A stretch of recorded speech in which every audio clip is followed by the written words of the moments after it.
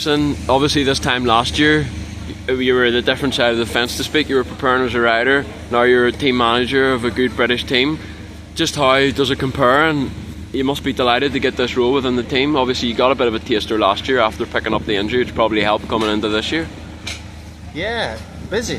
That's one way to describe my weekend, but it's been good. I've really enjoyed, you know, the build-up and the organisation, but we were getting ready to race. You know, it's nice to come and get the results on the board and see where we're at in race conditions. We had a good run out at Talavera for the Spanish Championship, but it's nice to be back on British soil at such a great event this weekend at Hoxton Park. Definitely different not riding. I think I've done 19 straight years of Hoxton Internationals. Jeez. And this will be the first time since I was 15 I haven't rode. So it's definitely different. Hectic, as I said, but still rewarding to see the guys riding as well as they did. Cas had a podium, Josh was best British rider, so yeah, on a whole we've had a successful day. Real happy with how the crew and everyone's pulled together, and we've put on a nice show here in the paddock for all the fans, and yeah, it was just nice to be back at the races. And obviously you did make the decision to end up stepping away from racing. Obviously you stepped away from GPs a few years ago, but you've now decided to step away from the British Championship and things like that. Was that a tough decision to make, to take this role? I think, you know, I never really knew when I would sort of retire or finish racing, but Simon offered me this role sort of middle of last year, and then just about that time I had quite a big crash at Blacksall. I was in hospital for a week, thinking about the kids and my wife, and then, you know, just kind of everything sort of fell into place to take on this role. And the last couple of years have been tricky, and definitely didn't get the results I was after in the British Championship, and you know, nobody's getting any younger, so it was starting to take a bit of a toll on the body, and I decided to take this role and new challenge and try and give back some of my experience over 20 years to the team, to the riders, and you know, go to the races still looking for good results, not from myself, but with the two boys. And do you still ride at the practice track with guys, or are the riding days well and truly behind you, or do you still ride and give them pointers, and do you still enjoy it and get around? I really don't have time. Really? I've been so busy. I think I've rode twice in the last 6 months. And do you miss it?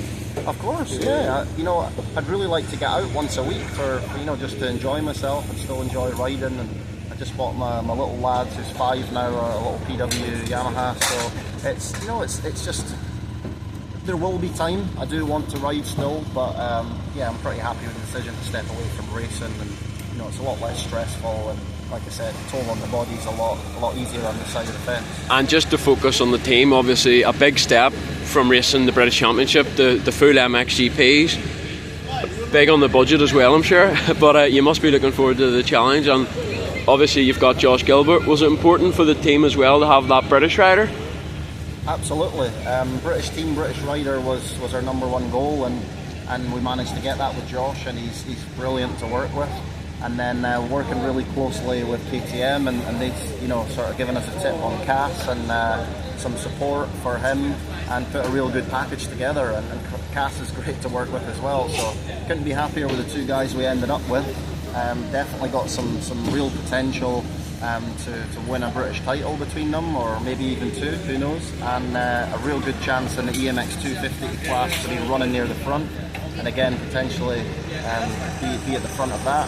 And you know, with Josh and the GPs, we'd just like to see him as close or in and around that top 10 racing the factory guys.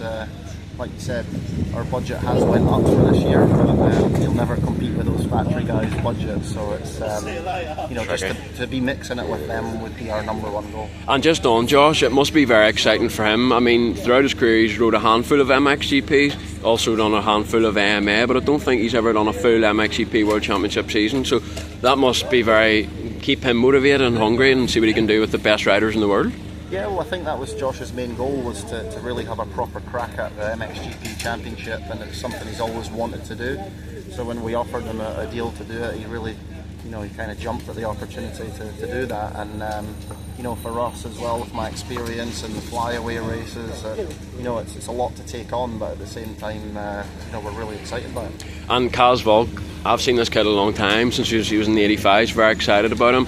What's it been like working with him? I believe he's also working with Joel Smet, so that must also help, because he's helped develop a lot of young riders. And Obviously he was the MX250 last year, but it was a 2-stroke, so still kind of a rookie to the 4-stroke, so to speak, but he should be definitely a contender in that MX250 championship, I feel. Yeah, without a doubt. You know, Cas is only 18, but it's quite you know, great to see that he's got a real, you know, strong head on his shoulders, and he's very dedicated. He does all his training, everything that's asked of him. You know, working with Joel, he's loving that because he's been out riding with Andrea Adamo most of the days that they go out riding together, and that's brought him on as well. And you know, he's a good kid. He's got a nice style. He doesn't hang off it too much. You know, very smooth. He's very smooth, and you know, you don't have to sort of close your eyes when you're watching him. He's very smooth and calculated, which is great. And last question, obviously this is going to be the first full year for the team to do GPs. Long term, do you think that's the goal, to stay in the GP paddock? Maybe even have more than one rider in the future? Maybe have an MX2 guy as well? Yeah, I mean, we're just stepping stones, and we're trying to step it up.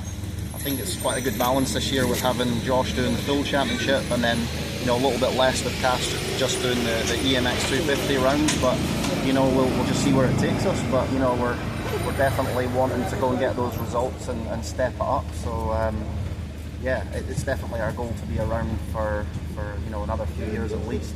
We've got a 2-year deal with KTM as it is, with an option anyway. So you know, we're not going anywhere in a hurry. Thank you for your time, Shaun.